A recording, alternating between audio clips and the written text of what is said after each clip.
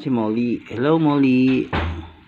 Ito si Molly. 1 week pa lang siya dito sa amin, and actually galing to sa isang kasamahan namin na pinahingi niya sa akin. And then dadalhin namin siya ngayon. Magta-travel siya from Tarlac to Nueva Ecija. From here Paniki going to San Miguel, Gimba, Nueva Ecija, kasi yun yung maging final parents niya doon. Ihatid namin siya ngayon.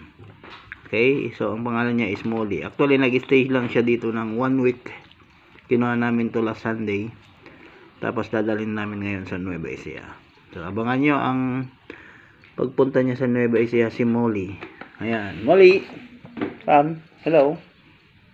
So excited ka na ba?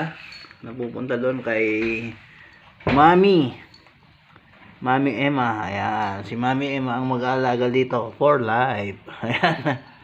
Sige, ayan si Molly. Okay?